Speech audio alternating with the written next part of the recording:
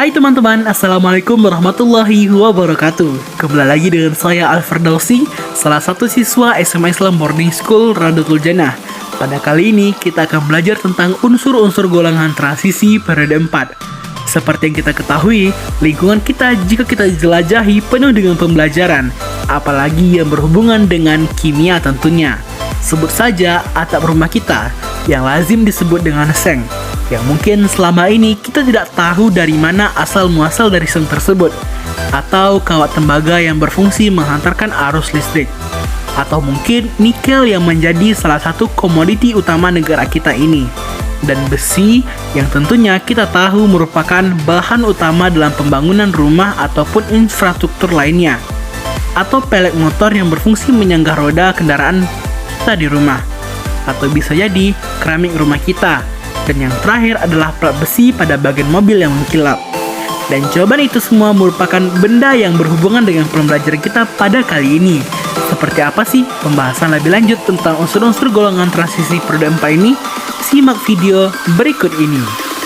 Nah, pada kali ini kita akan membahas tentang sifat unsur golongan transisi periode 4, yaitu diantaranya merupakan unsur logam dengan ikatan logam kuat, berwujud padat pada suhu ruangan, bersifat konduktor, titik lebur dan titik didih tinggi, membentuk senyawa berwarna, dapat ditarik medan magnet, dan terakhir adalah membentuk senyawa kompleks. Yang pertama adalah skandium atau bisa kita sebut dengan Sc. Kelimpahan skandium di kulit bumi sekitar 0,0025%. Di alam hanya terdapat sedikit bersama dengan unsur-unsur lantanida. Ion Sc3+ atau skandium tidak berwarna, bersifat diamagnetik dan bersifat amfoter mirip Al3+. Skandium memiliki reaktivitas yang tinggi dan bersifat isotop radioaktif yang perlu waktu yang singkat. Skandium -45 merupakan satu-satunya isotop alami yang tidak bersifat radioaktif. Yang kedua adalah titanium atau Ti. Titanium merupakan unsur yang tersebar dalam kerak bumi sebesar 0,6%. Mineral yang mengandung titanium selain rutil dan ilmenin itu perovskite atau CaTiO3 dan titanit. Titanium banyak digunakan dalam industri pesawat terbang, mesin turbin, dan peralatan kelautan. Yang ketiga ada vanadium atau V. Vanadium tersebar di kerak bumi sebesar 0,02%. Sumber utama vanadium adalah vanadit atau Pb3VO42. Vanadium pentoksida digunakan sebagai katalis pada pembuatan asam sulfat dalam proses kontak. Yang keempat adalah kromium atau Cr. Kelimpahan kromium di kulit bumi hanya 0,0122%. Logam kromium reaktif terhadap oksigen dan membentuk oksida yang berupa lapisan tipis di permukaan logam. Yang kelima adalah mangan atau Mn. Mangan terdapat di alam dengan jumlah melimpah. Biji mangan yang utama adalah pirolusit. Selain itu, mangan terdapat dalam bentuk spat mangan MnO3 dan manganit Mn2O3H2O. Mangan digunakan pada industri baja sebagai campuran mangan dengan besi yang disebut ferromangan. Digunakan sebagai bahan pembuat mesin dan alat berat karena sifatnya yang sangat keras, kuat, dan tahan akan gesekan. Yang keenam adalah besi atau Fe. Kelimpahan besi di alam menepati urutan keempat. Besi merupakan logam yang sangat penting dalam industri, sehingga logam besi sangat banyak digunakan dalam kehidupan sehari-hari. Besi bersifat ferromagnetik.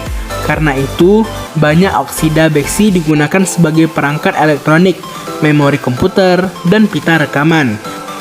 Dan yang ketujuh adalah kobalt atau Co. Kobalt di alam diperoleh sebagai biji smaltit CoAs2 dan kobaltit CoAsS. Kobalt bersifat mirip dengan nikel. Unsur kobalt tidak reaktif tetapi stabil terhadap panas. Yang kedelapan adalah nikel atau Ni. Nikel merupakan logam putih mengkilap seperti perak dan dijadikan sebagai penghantar panas atau listrik yang baik. Nikel dapat dijumpai dalam bentuk senyawa mineral dan kompleks.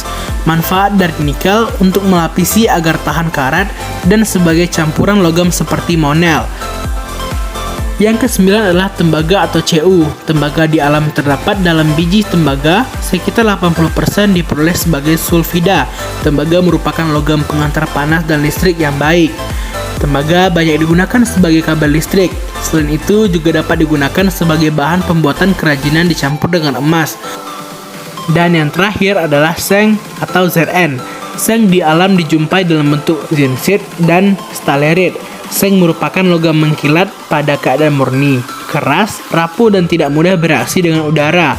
Hal ini disebabkan oleh seng di udara lembab membentuk zinc karbonat basa. Demikianlah pembelajaran kita pada kali ini.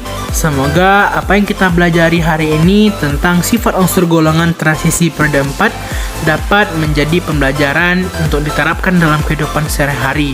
Sekian dari saya, Al-Firdausi. Bila taufiq wal hidayah. Assalamualaikum warahmatullahi wabarakatuh.